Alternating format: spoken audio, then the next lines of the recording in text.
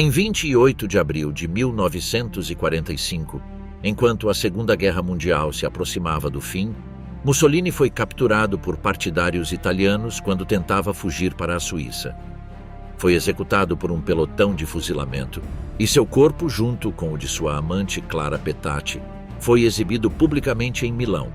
A macabra exibição, onde seus corpos foram pendurados de cabeça para baixo em um posto de gasolina, chocou o mundo. Após várias horas de exposição, os corpos foram finalmente removidos e inicialmente mantidos no necrotério de Milão. Nos dias seguintes, os restos de Mussolini e Petacci foram transferidos para uma igreja na cidade de Pavia, onde foram armazenados em uma cripta. Finalmente, em 1957, os restos de Mussolini foram enterrados em um túmulo na cidade de Predápio, seu local de nascimento, onde permanecem até hoje. Um último eco de um homem que, por um breve período, definiu o destino de uma nação, levando a Itália à beira da história e cuja queda marcou o fim de uma era. O Último Império, a sombra de Mussolini.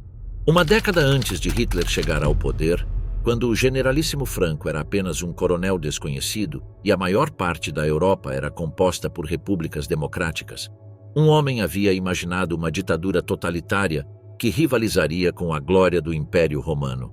Benito Mussolini tornou-se o líder supremo da Itália em 1923, impondo a maioria das características dos estados autoritários que estavam por vir.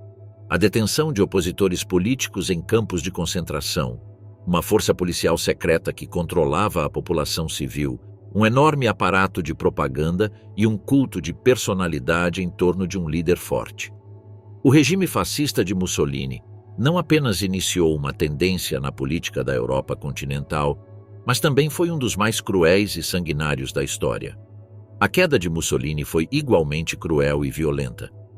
Quando a Itália não conseguiu conter os exércitos aliados durante a Segunda Guerra Mundial, Mussolini fez um último esforço para buscar a ajuda de seu aliado próximo, Adolf Hitler. Em 19 de julho de 1943, ele realizou uma reunião com o Führer em Feltre, mas Hitler lhe deu más notícias.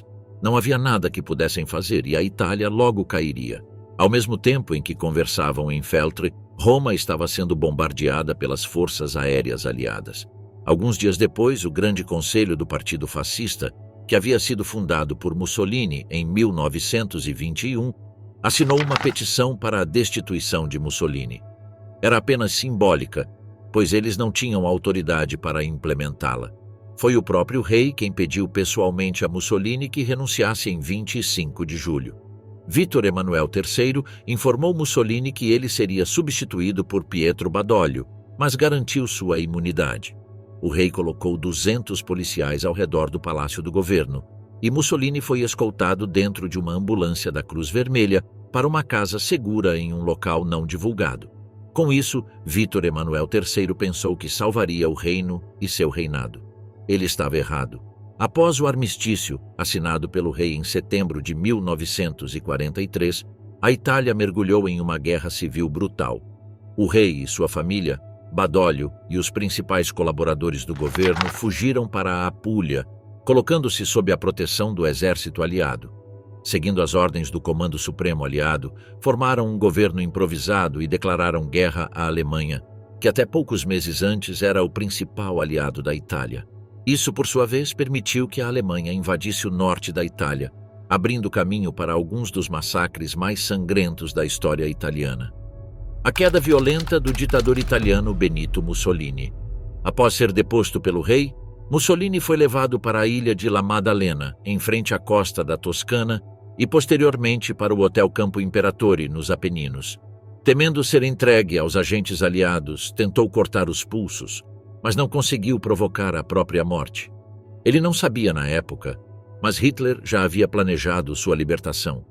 Em 12 de setembro de 1943, um comando paraquedista alemão invadiu o hotel e sequestrou Mussolini, com ordens de levá-lo para a Alemanha, onde ele se encontraria com seu amigo Adolf Hitler.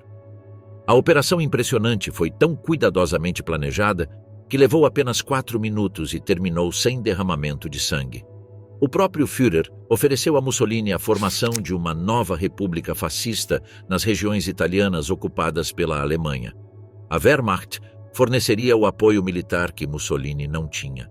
Com isso em mente, em 18 de setembro, um discurso do Duce foi transmitido pelas estações de rádio italianas, anunciando a reconstituição do Partido Fascista, agora conhecido como Partido Fascista Republicano.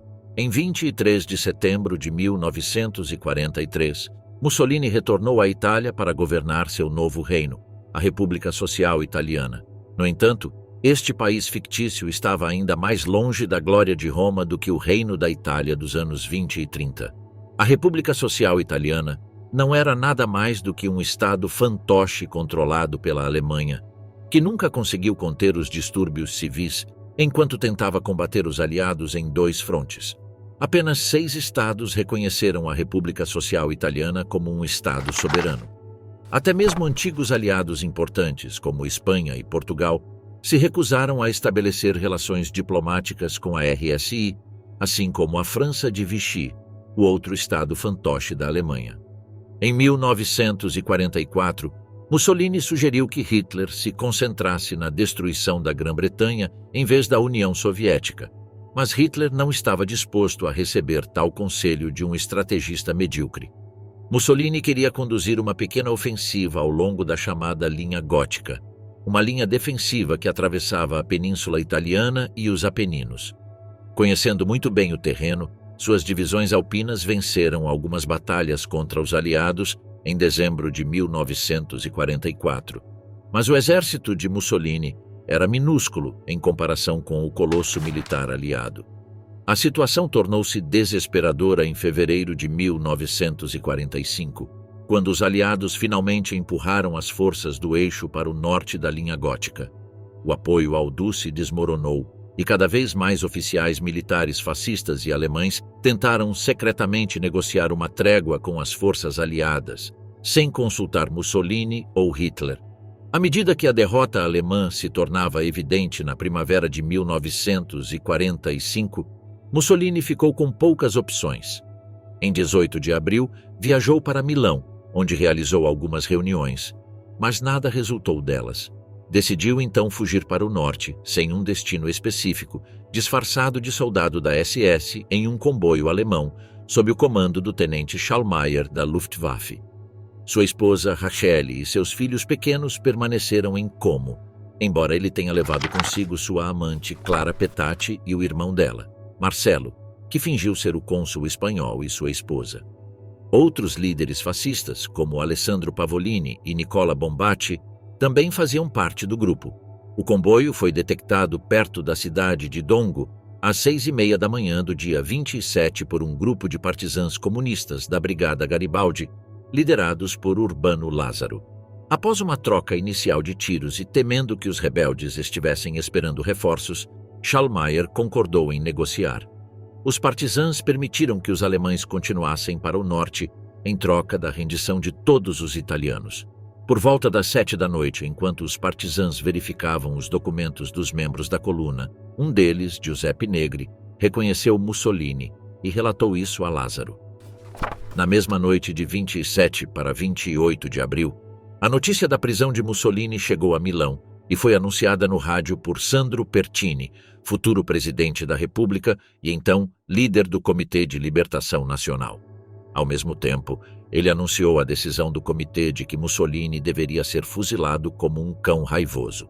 Na manhã do dia 28, Mussolini e Clara Petacci foram levados para a casa de um camponês em Dongo e um grupo de partisãs comunistas chegou de Milão com ordens de executá-los.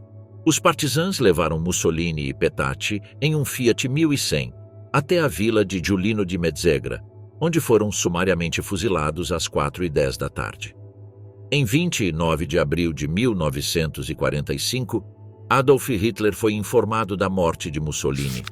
Não se sabe se o destino de Mussolini influenciou a decisão de Hitler de tirar sua própria vida junto com Eva Braun, mas Hermann Göring testemunhou nos julgamentos de Nuremberg que ele e Hitler haviam visto as fotografias de Mussolini pendurado de cabeça para baixo na última vez em que viu o Führer.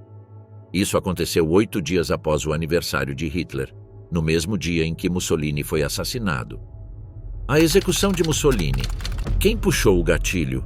A morte real de Mussolini não foi tão importante quanto a forma como seu cadáver foi exibido para todos verem, no meio de uma praça no norte da Itália. No entanto, há um mistério em torno dos detalhes exatos de quem matou Mussolini e como isso aconteceu.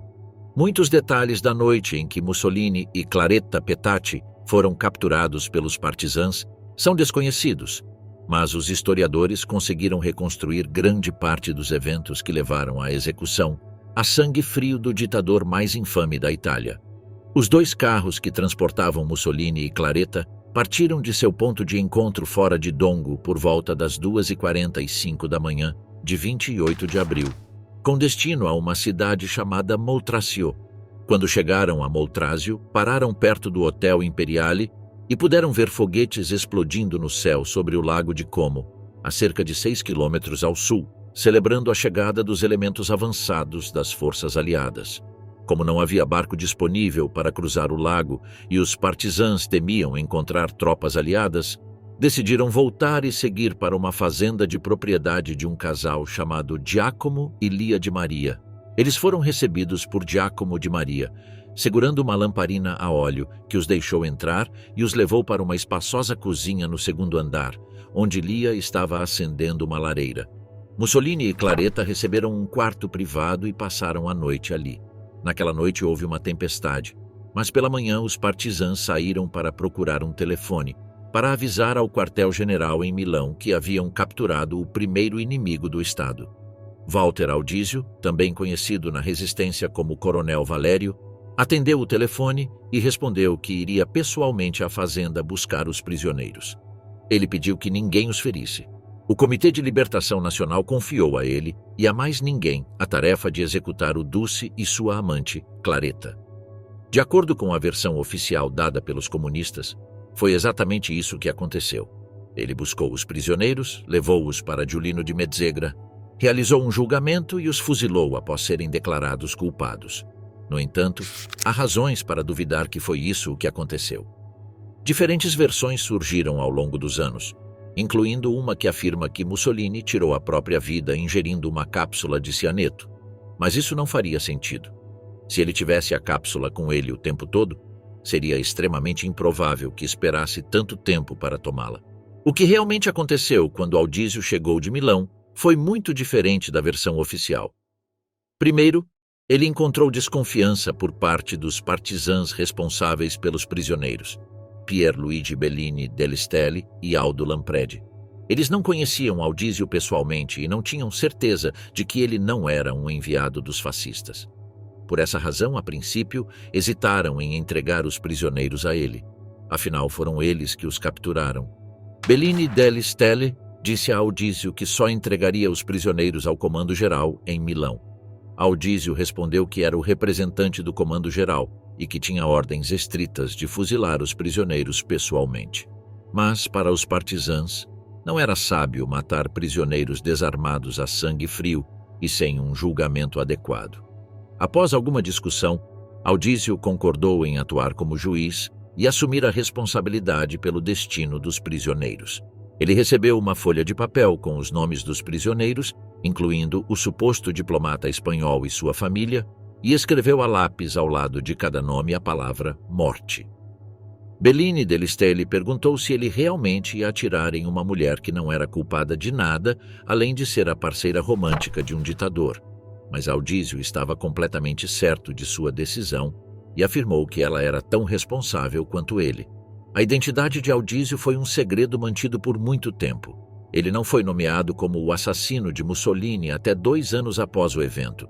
Sem dúvida, o Partido Comunista, que guardava o segredo, julgou que seria muito arriscado nomear alguém imediatamente após a guerra, quando execuções por vingança estavam ocorrendo por toda a Itália. As primeiras versões de como ocorreu a execução, que usavam apenas pseudônimos para os envolvidos, chamando Audísio de Coronel Valério, apareceram no jornal comunista L'Unità ao longo de meses e anos e eram incrivelmente contraditórias a cada nova narrativa. Audísio falou publicamente sobre a execução pela primeira vez em 1947, e seu livro sobre o assunto Foi publicado apenas em 1975, 2 anos após sua morte, aumentando a confusão, pois em alguns pontos contradizia suas próprias declarações públicas. O livro de Audísio estava cheio de mentiras, levando historiadores a duvidarem que ele estivesse presente quando Mussolini e Claretta foram fuzilados. No entanto, é claro que ele foi o responsável pelas execuções, mesmo que não tenha puxado o gatilho e ordenado que outra pessoa o fizesse por ele. Além disso, Bellini delle Stelle também não estava presente nas execuções. Apenas 4 pessoas testemunharam como Mussolini e sua amante morreram: Audísio, Lampredi, outro comunista chamado Moretti e um motorista chamado Geninazza. O motorista levou o grupo em um caminhão de Dongo para Bonzanigo na tarde de 27 de abril. Lá, todos desceram do caminhão e os prisioneiros foram colocados contra uma parede, com vendas nos olhos e mãos amarradas. As armas de Audísio e Lampredi falharam, e Audísio usou a arma de Moretti para matar o Duce e sua amante. Mais tarde, Moretti afirmaria que foi ele quem puxou o gatilho, mas é improvável que ele tenha desobedecido a uma ordem direta do coronel Audísio. A morte foi apenas o começo. A exposição do cadáver de Mussolini. Os corpos foram levados a Milão em um caminhão na tarde de 28 de abril. No caminho, ninguém teve permissão de se aproximar dos corpos até que eles chegaram no dia 29 a Piazza Loreto, naquela cidade. A vasta Piazza Loreto, a cerca de 1,5 km a nordeste do centro de Milão, é uma das maiores praças da cidade. Lá, os corpos de Mussolini, Claretta Petacci e de outros 16 fascistas mortos em Dongo foram submetidos a uma orgia de violência que ainda envergonha aqueles que participaram dela. Os corpos sofreram todos os tipos de ultrajes por parte de uma multidão que havia se reunido na praça desde o início da manhã. Ao amanhecer, um transeunte se deu ao trabalho de organizar a pilha de corpos na praça em alguma ordem. Mussolini foi colocado um pouco separado dos outros, com a cabeça e os ombros apoiados sobre os seios de Claretta. 2 jovens chegaram e chutaram repetidamente o cadáver no maxilar. Seu lábio superior foi puxado grotescamente de seus dentes, de modo que parecia que ele estava prestes a falar. Alguém colocou um estandarte em sua mão e apertou seus dedos ao redor dele.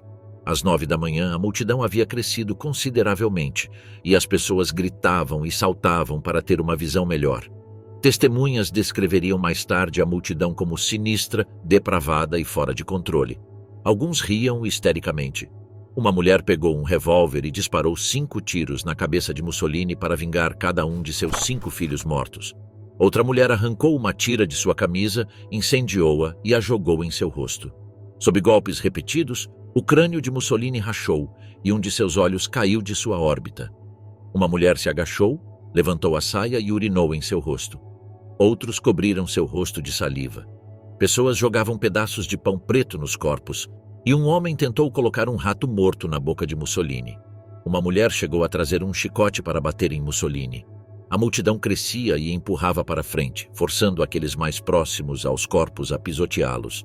Os partisãs que guardavam os corpos decidiram que a situação estava saindo de controle. Dispararam para o alto e os bombeiros usaram uma mangueira para jogar água na multidão. Mas isso teve pouco efeito. As pessoas corriam pelas ruas de Milão gritando que o cadáver de Mussolini estava exposto na Piazzale Loreto.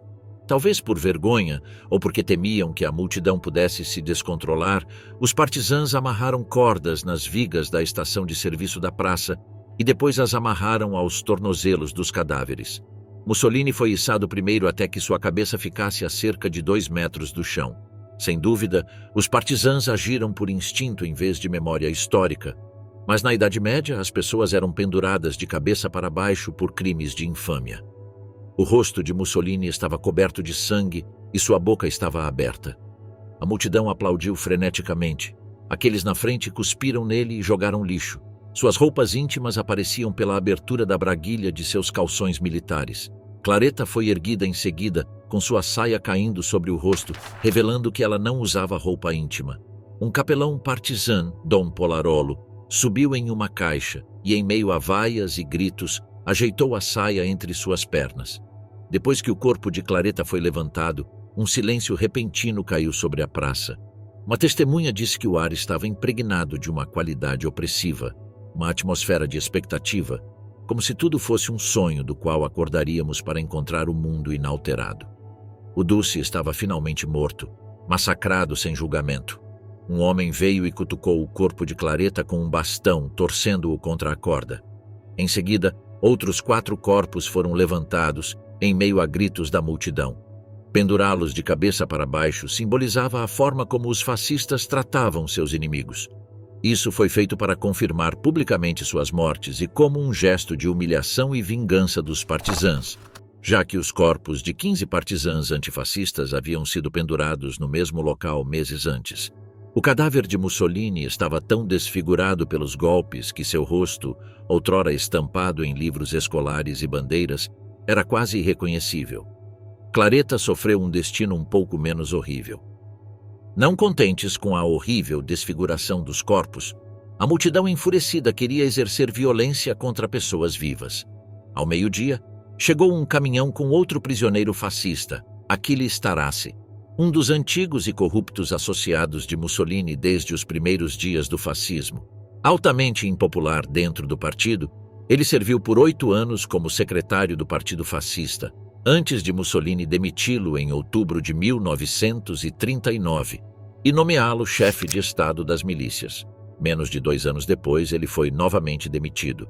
Agora aposentado, Starace havia saído para correr naquela manhã, como era seu costume, e foi reconhecido e preso pelos partisãs. Eles o arrastaram para uma escola primária para um julgamento por um tribunal revolucionário do povo e ele foi rapidamente condenado à morte. Os partisãs o levaram para a Piazzale Loreto em seu traje de corrida. Um pelotão de fuzilamento improvisado composto por 3 ou 4 homens armados com metralhadoras o aguardava. Starace foi colocado sob os corpos pendurados e ficou em posição de sentido, fazendo a saudação romana rígida para Mussolini. Ele gritou para o pelotão de fuzilamento: "Façam rápido em vez de bater e insultar um homem que está prestes a ser fuzilado." Suas últimas palavras foram: "Viva il Duce." Os corpos ficaram pendurados naquele local por horas, até que os líderes locais do comitê decidiram que era hora de removê-los. Em certo ponto, a corda que segurava Mussolini foi cortada e seu corpo caiu no chão, fazendo com que matéria cerebral escorresse de seu crânio e tornando-o quase irreconhecível. Os partisãs colocaram os corpos em caixotes de madeira com palha dentro e os levaram para o necrotério. A exibição grotesca e os abusos dos corpos perturbaram muitos amigos do Comitê de Libertação.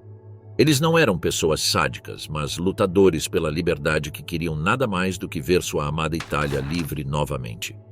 Eles haviam trazido os cadáveres para a Piazzale Loreto para que as pessoas entendessem que a justiça havia sido feita e que estavam livres novamente. Eles não esperavam que o público reagisse de forma tão sanguinária e cruel.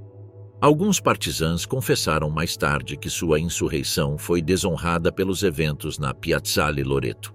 Alguns até afirmaram que não conseguiam ver nenhuma diferença entre a multidão reunida ali e os fascistas que adoravam o tirano até aquele momento. Winston Churchill soube da notícia enquanto estava hospedando um jantar em sua casa de campo.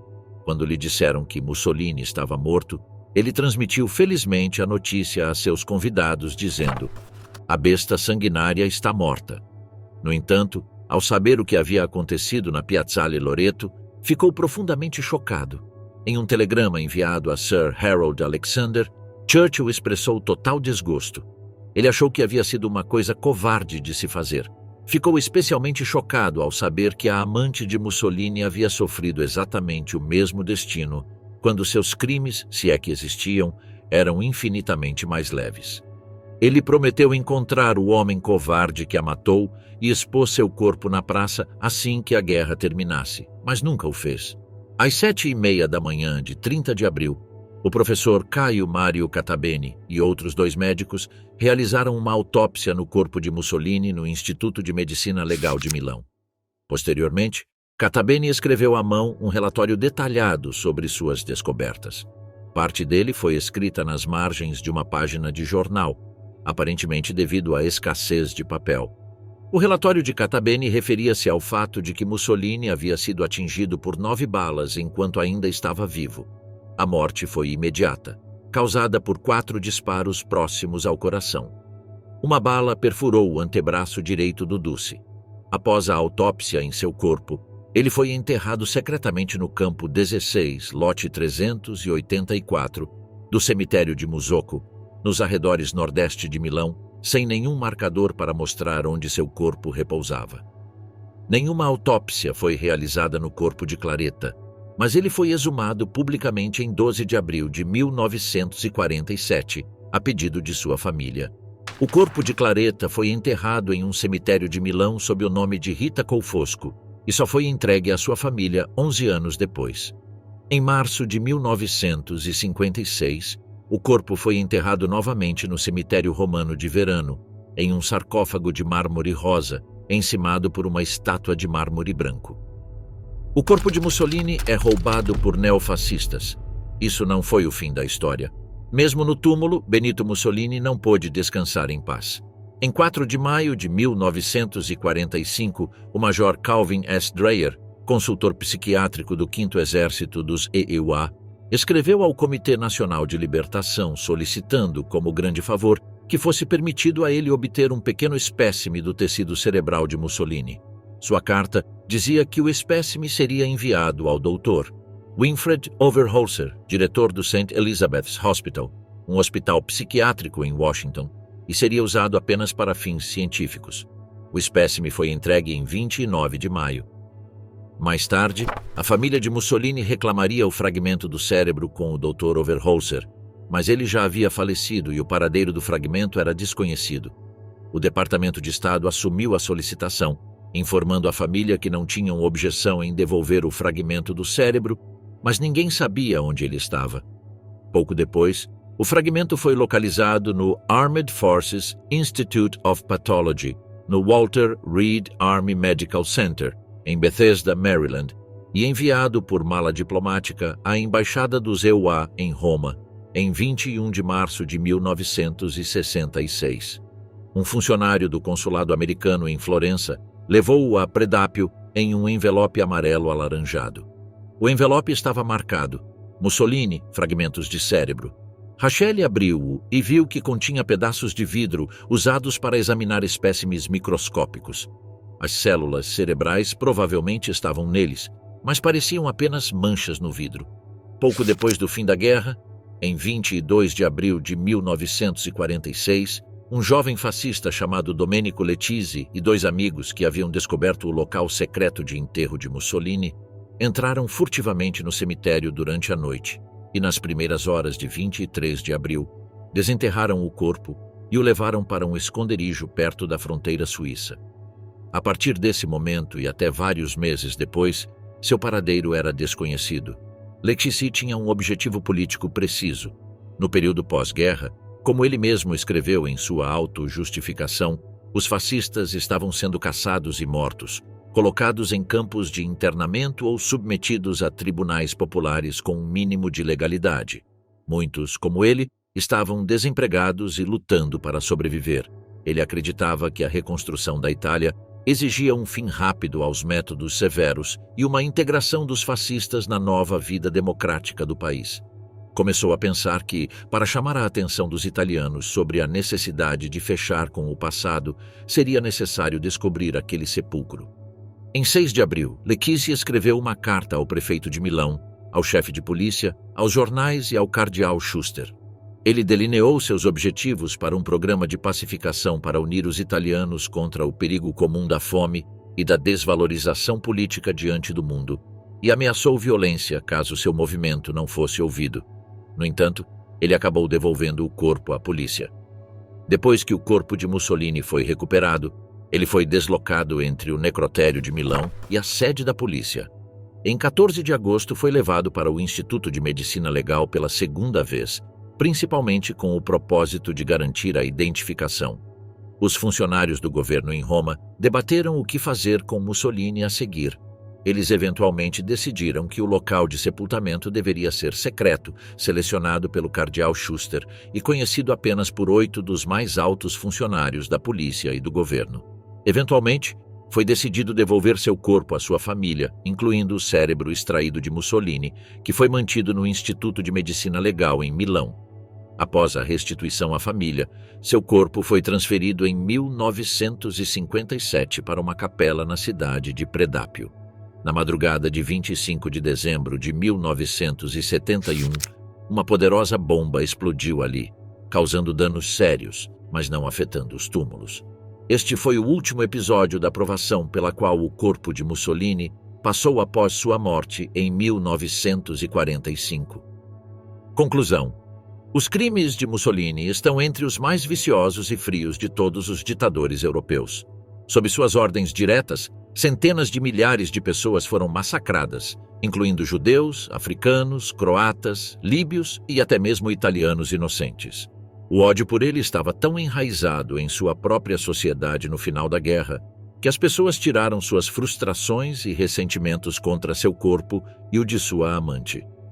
Para um homem que cuidadosamente construiu uma imagem de força, virilidade e ordem, ser baleado e depois pendurado de cabeça para baixo em uma praça de Milão significava a humilhação definitiva. O destino quis que fosse essa última imagem, a de um ditador derrotado e desonrado, que sobrevivesse para as gerações mais novas. Assim será lembrado o Dussi.